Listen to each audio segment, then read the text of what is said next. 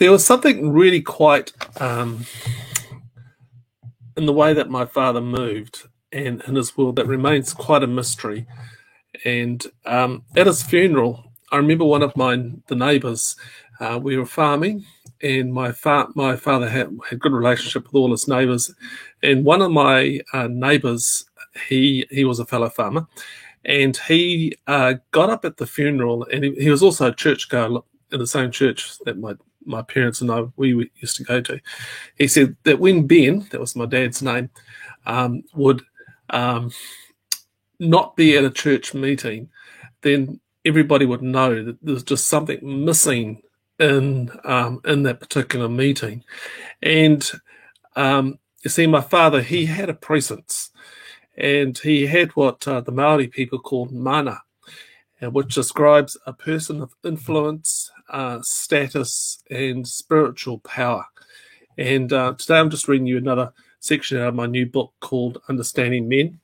And this one is all about zakah, which is Hebrew for male. And in my dad, there was a quietness, a patience of listening for the next step to take.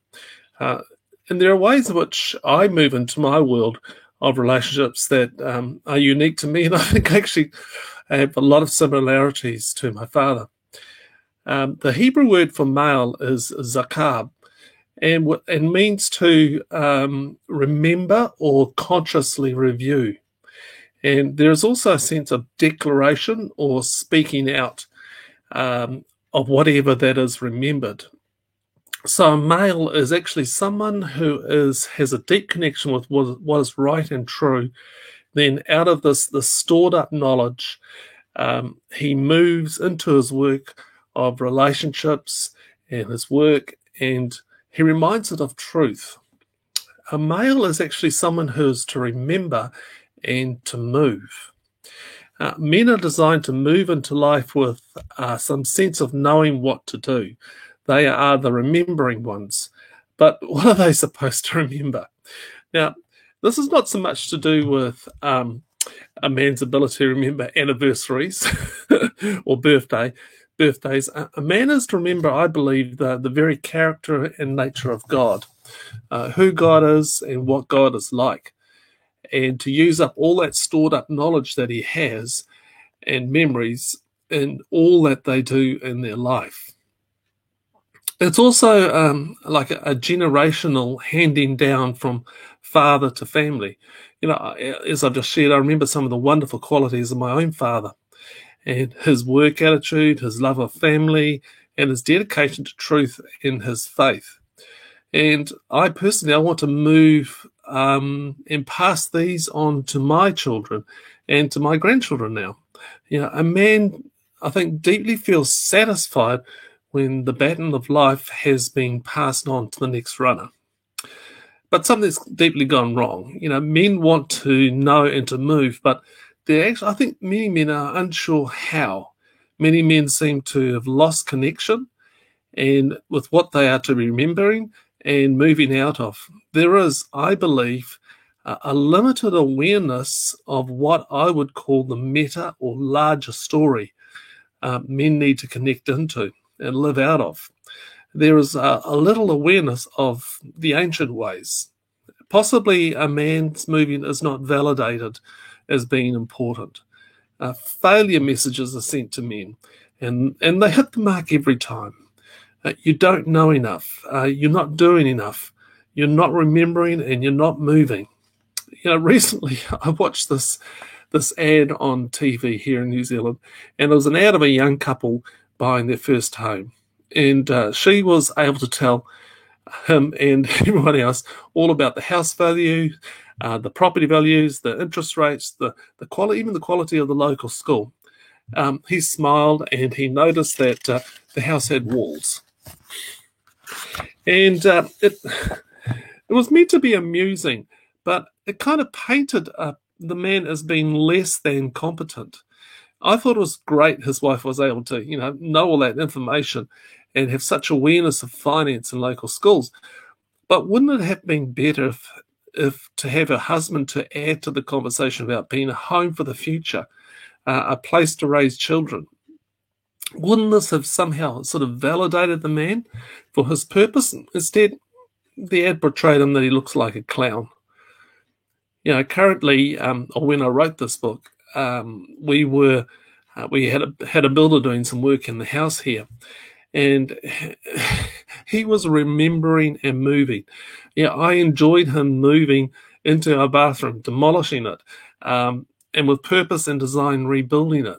He is remembering something. He is training his skills, the values of craftsmanship. And when people come to our home now, they say, wow, that's a great job. Wow, isn't that looking good? But you see, I believe he remembered something at a level that he's probably not even aware of. Underneath all the action is a desire to make a difference, to solve a problem, to serve a need. There is a connection to something greater than himself. And at a subconscious level, I believe a man's greatest fear is to have a life that is as weightless as a feather. Just think about that. A man's greatest fear is weightlessness, to have little consequence for his movements into his world. Terence Real, author about Men Things, he says, a grown man with nothing to devote himself to is a man who is sick at heart. I really believe that true. A grown man with nothing to devote himself is a man who is sick at heart. Look, the men I've known that who have the sense of being sick at heart are those that there's kind of a weightlessness to them. There is nothing to show for who they are. When Neil Armstrong planted his boot onto the surface of the moon, he left a mark and an imprint, and it's most likely still there today. There was a weightiness behind his movement. And he's, the famous quote, that's one small step for man, one giant leap for mankind.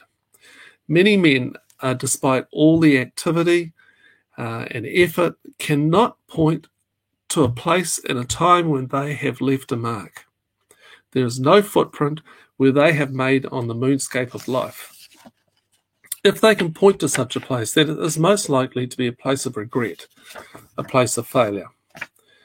You see, to understand a man, to listen to a man, you need to listen to where and how the footprints are landing, how his movements are leaving a mark on this world, on his world, particularly in his relationships. In researching this book here, The Understanding Men, I asked several counselors why men don't talk.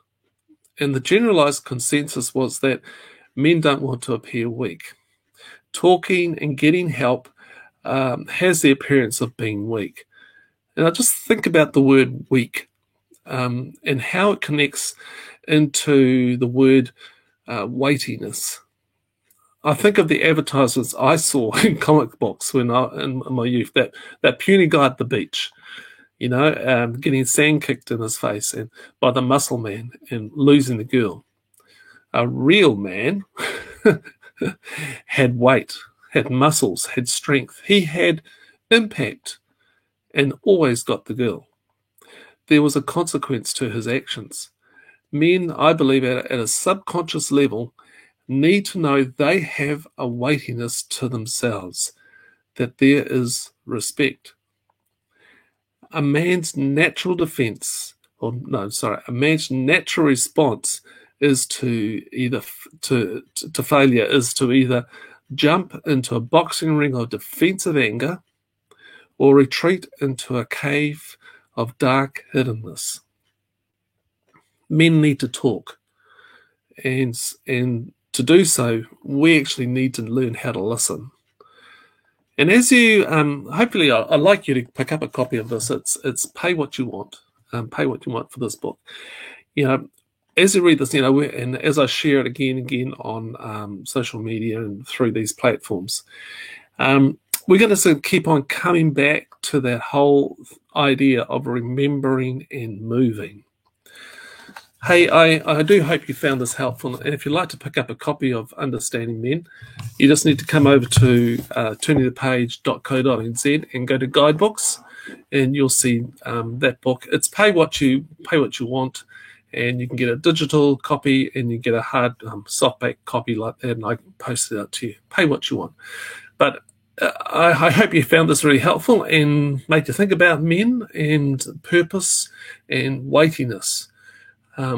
Really crucial to think about the men in your life and where they are making their impact in their lives. Hey, thanks for watching, and leave me some comments. I'd really like to hear from you. Thanks. Bye.